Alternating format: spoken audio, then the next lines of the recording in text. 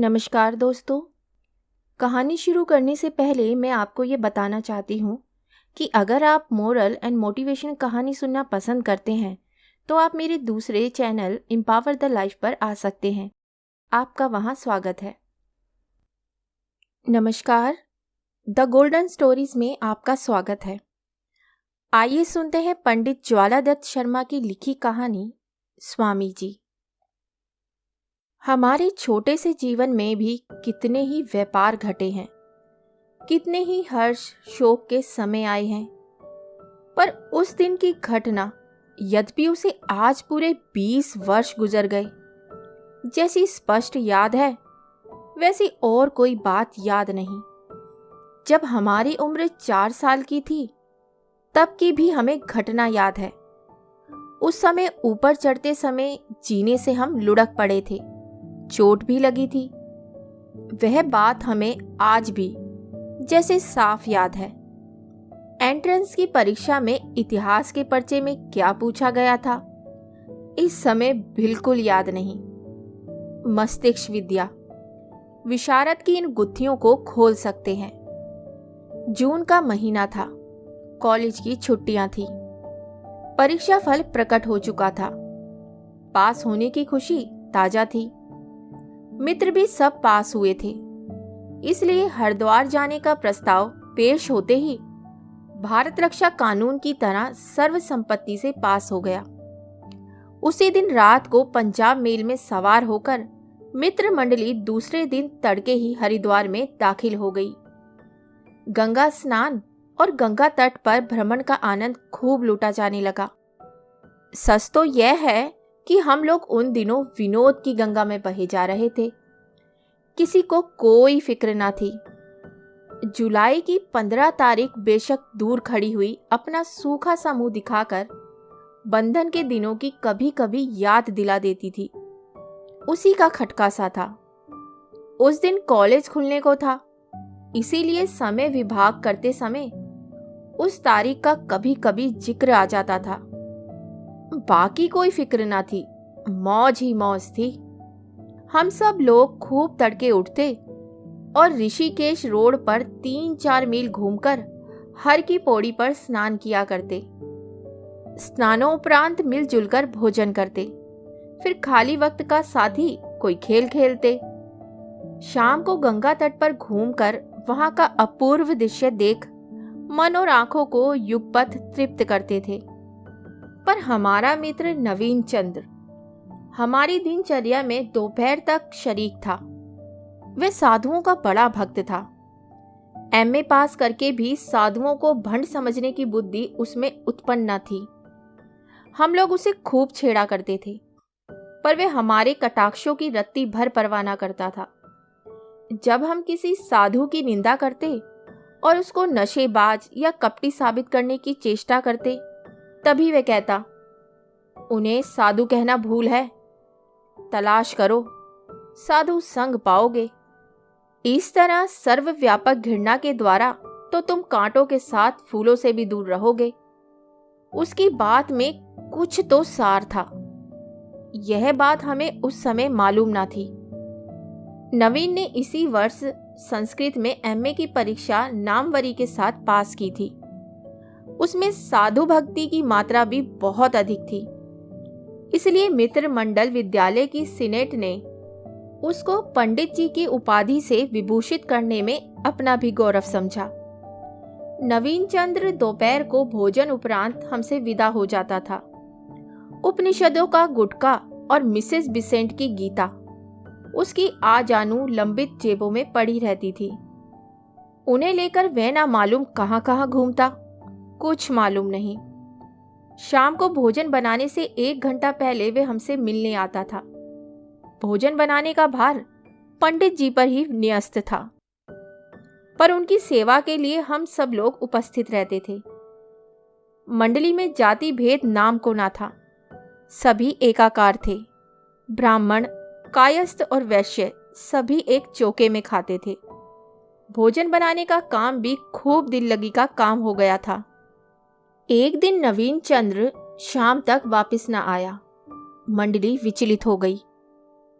अनमने होकर भोजन बनाने का काम शुरू किया गया। शाम के बाद नवीन चंद्र लौटा। मित्रों ने तड़ातड़ प्रश्न करने शुरू कर दिए। सबके जवाब में उसने बड़ी शांति और धैर्य से कहा, स्वामी चिदगनंद जी के दर्शन के लिए मुझे आज गंगा तट पर कई मील तक दूर जाना पड़ा, इसीलिए वहां सत्संग में देर हो गई। उसने स्वामी जी की शतमुख से प्रशंसा की। उसके कहने से मालूम हुआ कि स्वामी जी सन्यासी साधु हैं, दर्शन शास्त्र के प्रकांड पंडित हैं, परोपकारी हैं, दिन में एक बार भोजन करते हैं। यह सुनते ही मंडली के सभ्यों की समालोचना शुरू हो गई। किसी ने वैराग्य का अर्थ बहुराग और किसी ने एक समय भोजन का भाव परिपाक शक्ति की न्यूनता बताई। नवीन ने उन सब बिना पूछी समालोचनाओं के उत्तर में एक बड़ी ही वेदना भरी चितवन से हमारी ओर देखा। हम उसका मतलब समझ गए। वह हमसे मित्रों की कभी कभी शिकायत किया करता था। यह तो सच है कि हम में उसकी पूज्य बुद्धि थी। वह हमारी इन बातों से नाराज ना था, पर हमारी मानसिक अवस्था के लिए उसे दुख जरूर था। हमने मित्रों को फटकार बताई और कहा कि हम सब प्रातःकाल स्वामी जी के दर्शनार्थ चलेंगे। प्रातःकाल उठकर हम लोगों ने भ्रमण के लिए जाकर स्नान किया और स्वामी जी के दर्शन के लिए चल दिए। भगवती भागीरथी के पवित्र तट पर कई मील चलकर एक छोटा सा मैदान मिला। वहां का दृश्य बहुत ही मनोहर था। गंगा जी की कलकल ध्वनि जो जो हम ऊपर चढ़ते जाते बढ़ती जाती थी। सब तरफ सन्नाटा था। इसी मैदान में स्वामी जी कुशासन पर ध्यान मग्न बैठे थे। हम लोग गंगा जी के तट पर पड़ी एक शिला पर बैठ गए और स्वामी जी के ध्यान भंग की राह देखने लगे। हम में से नवीन को छोड़कर प्राय सभी नास्तिक थे। ईश्वर या पारब्ध पर विश्वास करना मूर्खों का काम समझते थे। ईश्वर भक्त को मूर्ख और पारब्धवादी को आलसी समझने का रोग हमारी मंडली में खूब जोरों पर था। स्वामी जी को ध्यानवस्थित देखकर यारों की चंचल आंखें एक दूसरे से लड़कर बेतार के तार से खबरें भेजने लगे। 1 घंटे बाद स्वामी जी ने आंखें खोली। उनके चेहरे से दिव्य तेज छलक रहा था। हम सब ने प्रणाम किया। नवीन ने हम लोगों का संक्षिप्त परिचय स्वामी जी की सेवा में निवेदन किया। बातें होने लगी। उनके उज्जवल नेत्रों से शांत प्रकाश की लहरें निकल रही थी। उनकी उम्र 50 वर्ष से ऊपर थी, पर उनका शरीर खूब स्वस्थ और सबल था। स्वामी जी की बुद्धि बड़ी पैनी थी। जिस विषय पर बातचीत चलती, स्वामी जी उसी विषय की गहरी से गहरी बात को बड़ी आसानी से बाहर निकाल लाते। स्वामी जी हमसे मित्रों की तरह बातचीत कर रहे थे। गुरुडम की भयानक मूर्ति का वहां कोसों तक ना पता था। हम लोग भी उनकी सरलता पर मुग्ध होकर खुले दिल से बातें कर रहे थे। हमारे साथी राम प्रसाद उर्फ मोजी राम ने कहा, महाराज, अब तो कुछ दिनों के लिए लोगों को चाहिए कि साधु बनना बंद कर दें। साधुओं की संख्या दिन दिन बढ़ती जाती है। स्वामी जी ने हंसकर कहा, कुछ लोग कुछ दिनों के लिए गृहस्थ बनना छोड़ दें तो कुछ लाभ होने की संभावना है। मनुष्य संख्या बेतरह बढ़ रही है। गृहस्थ ना बनने से ही मनुष्यों की बढ़ती में कमी हो जाएगी। मोजीराम चुप हो गए। इसी समय एक गृहस्थ अपने परिवार समेत वहां आया। उसने आते ही स्वामी जी को प्रणाम करके नवीन बाबू से पूछा, कुशल पूर्वक है? गृहस्थ के साथ उसकी स्त्री, सोटसी कन्या और एक दासी थी। ये सब लोग भी गंगा तट पर बैठ गए। बातें हो रही थी। हमारी मंडली की ओर से प्रश्नों की और स्वामी जी की ओर से उत्तरों की झड़ी लग रही थी। नवीन के साथ गृहस्थ का पुराना परिचय है। इसका पता लगते ही चुलबुले मित्रों की चपल चितौनियां नवीन चंद्र के चिंतापूर्ण चेहरे की ओर फिर गई। परंतु वे स्वामी जी के शांत आश्रम में बैठा हुआ किसी अनुभव कर रहा था। हमारे साथी गदाधर उर्फ गज्जे गोपाल ने बड़े विनीत भाव से पूछा, स्वामी जी, त्याग का आदर्श क्या है? स्वामी जी, दूसरों के सुखों के लिए अपने सुखों को छोड़ देना। इस तरह अभ्यास करते करते फिर अपने पराये सुख का भेद नहीं रहता। फिर आनंद की धारा समान भाव से बहने लगती है। गदाधर, पर ऐसे महात्मा आजकल बिरले ही हैं। इसका कारण क्या है? गंजे गोपाल के कटाक्ष को समझकर स्वामी जी ने मुस्कुराते हुए कहा, इसका कारण गृहस्थों की सिद्धांत शून्यता है। साधुओं का निकास तो वहीं से है। तुम लोगों में कितने आदमी पारमार्थिक विषयों के लिए ना सही अपनी जाति या देश के लिए ही अपने सुखों का त्याग कर सकते हैं? फिर साधु होकर तुम विश्व प्रेम में रंग जाओगे और उसके लिए अपने सुखों का ध्यान छोड़ दोगे। इस बात की तुमसे आशा करना व्यर्थ नहीं, तो कुछ अधिक जरूर है। गंजे गोपाल चुप हो गए। मन्नूलाल उर्फ मस्तराम ने हाथ जोड़कर कहा, जब कोई भोला भाली यात्री धोखे से द्योड़े दर्जे में आ बैठता है, तब हम उसकी भत्सना करके उसको गंतव्य पथ दिखा देते हैं और इस तरह उसके कुछ पैसे बचाने का अक्षय पुण्य प्राप्त कर लेते हैं। इसलिए हमें एकदम उपकार शून्य कहना कुछ बहुत संगत प्रतीत नहीं होता। स्वामी जी इस बात पर खिलखिलाकर हंस पड़े। उनकी खिलखिलाहट में परितृप्ति और संतोष की मात्रा खूब अधिक थी। वासना तृप्त पुरुषों के हृदय में परितृप्ति का यह भाव कहाँ मिल सकता है? गंगा जी का प्रवाह अनंत के मार्ग में अनंत से मिलने के लिए भागा जा रहा था। हमारी बातें भी अनंताकाश के गर्भ में छिपी चली जाती थी। बातें भी अनंत रूप धारण कर रही थी। स्वामी जी भी खूब दत्तचित्ता से बातें कर रहे थे। बड़ी मौज का समय था। गृहस्थ ने देखा कि लड़कों की मंडली स्वामी जी को जल्द छोड़ने वाली नहीं, इसलिए उसने स्नान के लिए स्वामी जी से आज्ञा मांगी। वे लोग निकट ही गंगा तट पर स्नान करने लगे। वृद्ध ने सबसे पहले स्नान करके संध्या उपासना शुरू की। उसकी स्त्री और लड़की ने स्नान के लिए गंगा में प्रवेश किया। एक ही क्षण के बाद वृद्ध की स्त्री ने चिल्लाकर कहा, दौड़िए दौड़िए, शारदा डूबी जाती है। उसकी बात हम लोगों ने भी सुनी। स्वामी जी और हम सब तत्काल ही तट पर पहुंच गए। वृद्ध का चेहरा सूख गया था। उसका शरीर कांप रहा था। उसने बड़ी वेदना और निराशा भरी दृष्टि से स्वामी जी को देखा। शारदा गंगा के तरंग जाल में बेतरह फंस गई थी। उसका चेहरा विकृत होने पर भी गंगा गर्भ में अपूर्व रूप राशि विकीर्ण कर रहा था। निसंदेह उसकी दृष्टि में उदासीनता और नैराश्य के चिन्ह स्पष्ट दिखाई दे रहे थे। हम सब किम कर्तव्य विमूढ़ हुए चित्र की तरह खड़े थे। स्वामी जी ने बड़ी जोर से छलांग मारी।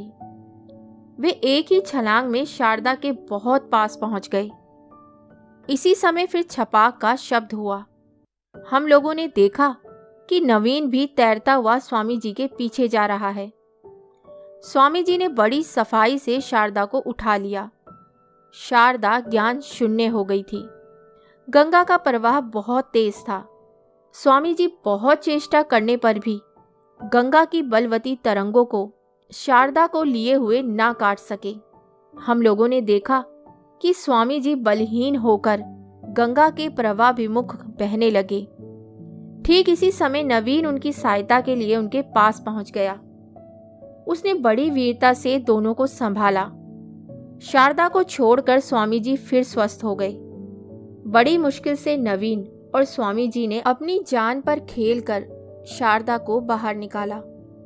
वृद्ध और उसकी स्त्री स्वामी जी के चरण छूने के लिए दौड़े, पर उन्होंने उनको ऐसा करने से निषेध कर दिया। वे रो रो कर स्वामी जी का गुणगान करने लगे। स्वामी जी ने कहा, हमने कोई प्रशंसा योग्य काम नहीं किया। किया है अपने कर्तव्य का पालन। नवीन बाबू ने जरूर अपनी श्रेष्ठ बुद्धि का परिचय दिया है। साधु का जीवन दूसरों के लिए ही है, और फिर तुम तो। कहकर स्वामी जी रुक गए। स्वामी जी की बात सुनकर हमारे हृदय की तंत्री में त्याग का राग बजने लगा। स्वामी जी की निष्कपट और सरल मूर्ति में हमने सचमुच उस समय मूर्तिमान त्याग के दर्शन किए। वृद्ध ने स्वस्थ होकर नवीन चंद्र की जाति गोत्र के विषय में प्रश्न करने शुरू किए। उसी समय स्वामी जी ने सरलता की हंसी हंसते हुए कहा, बाबू कृष्णदास, विवाह का दूसरा नाम पाणी ग्रहण है।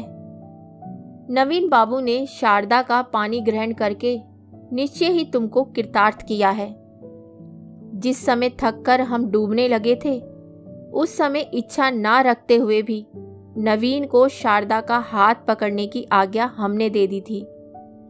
सच यह है कि इसी के पुरुषार्थ से तुम्हारी कन्या के प्राण बचे हैं, और साथ में हमारा पापी शरीर गंगा लाभ करते करते बच गया है। सिद्धांत दृष्टि से विवाह विधि सांग हो गई। अब लौकिक व्यवहार की रक्षा के लिए कोई शुभ दिन नियत करके इस संसार के बाह्य अंग की पूर्ति भी कर देनी चाहिए। नवीन बाबू जैसे निष्ठावान, विद्वान और सदाचारी जमाता के लिए हम तुम्हें हृदय से बधाई देते हैं। नवीन बाबू स्वामी जी कहकर कुछ कहना ही चाहते थे कि स्वामी जी ने अर्थपूर्ण दृष्टि से उसकी ओर देखकर कहा, नवीन, विधि के विधान के विरुद्ध बोलने का तुम्हें कोई अधिकार नहीं। बाबू कृष्णदास हमारे बाल्य सखा हैं। यह बात इच्छा ना रहते भी हमें आज कहनी पड़ी है।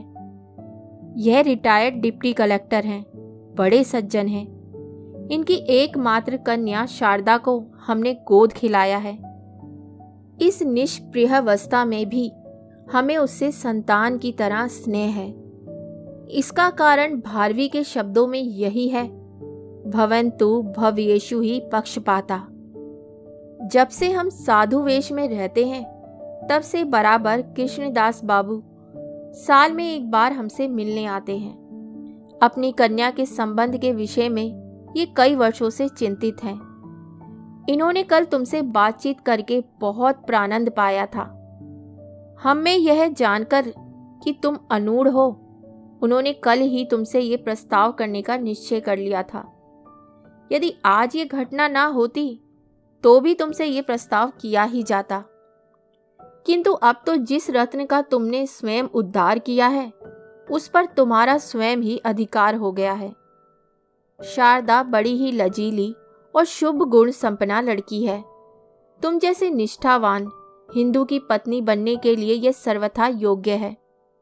हमारा तुम्हारा कुछ ही दिनों का परिचय है, फिर भी तुम्हारी हम पर श्रद्धा ना सही तो कृपा जरूर ही है। इस छोटे से रिश्ते से ही हम तुमसे ये प्रार्थना करने की धृष्टा कर रहे हैं। आशा है हमारी प्रार्थना स्वीकार करके हमारे मित्र का उपकार करने में अब तुम आगा पीछा ना करोगे। नवीन, मुझे आपकी आज्ञा अविचार्य रूप से मान्य है, कहकर सिर झुका लिया। उस दिन शाम को पंडित जी के ट्रंक का ताला तोड़कर उसमें जितने रुपए थे निकाल लिए गए और उनको मिठाई और फलों से बदलकर मित्र मंडल ने गंगा तट पर षोडशोपचार से पेट भगवान की पूजा की। उस दिन पंडित जी को भोजन बनाने की तकलीफ भी ना उठानी पड़ी। अगले सहालग में ही सुल्तानपुर में कृष्णदास बाबू के निवास स्थान पर नवीन का विवाह बड़ी सादगी से संपन्न हो गया। मित्र मंडली उपस्थित थी, स्वामी जी भी पधारे थे। खूब सत्संग रहा। पंडित मदन मोहन शास्त्री एमए को स्वामी चित्तघनानंद के रूप में देखकर सुल्तानपुर निवासी बड़े आश्चर्यान्वित हुए। हम लोगों के आश्चर्य की भी ये जानकर कि स्वामी चित्तघनानंद उस समय सुल्तानपुर के डिप्टी कलेक्टर थे, जिस समय बाबू कृष्णदास वहां के तहसीलदार थे, सीमा न रही। स्वामी जी ने तुलसीकृत रामायण की एक प्रति शारदा को और अपने पढ़ने की चित्त सुखी नवीन को उपहार स्वरूप भेंट की। उस दिन से स्वामी जी का पता और किसी को तो क्या, उनके अभिन्न हृदय मित्र कृष्णदास बाबू को भी ना लगा। 20 बरस हो गए, पर हरिद्वार की वे यात्रा और शारदा का गोते खाया हुआ वे म्लान चेहरा हमें आज भी खूब याद है। स्वामी जी का स्मरण आते ही उनके प्रति श्रद्धा का भाव हमारे हृदय में आज भी वैसा ही फिर हो जाता है। दिन चले गए, पर स्मृति पट पर उस समय का चित्र वैसा ही खिंचा हुआ है। कहानी सुनने के लिए धन्यवाद। वाकई में हमारे समाज के मोस्टली लोगों की यही सोच है कि अगर कोई साधु है तो जरूर उसके जीवन में कोई दुखद घटना घटी है, इसलिए वह साधु बना है, या फिर उसके आगे पीछे कोई नहीं है, वह लालची है, ढोंगी है, कपटी है। दोस्तों, किंतु ऐसा नहीं है। आज भी कुछ साधु हैं जो सही मायनों में साधु हैं। साधु का मतलब क्या है? साधु का मतलब बस इतना ही है जो सबका हित चाहे, दूसरों के सुखों को अपने सुख से ऊपर रखे, इसलिए सभी को एक जैसा ना समझे, क्योंकि पांचों उंगली कभी बराबर नहीं होती। तो इसी के साथ मैं आपसे विदा लेती हूँ और कल फिर मिलती हूँ एक नई कहानी के साथ। तब तक के लिए अलविदा।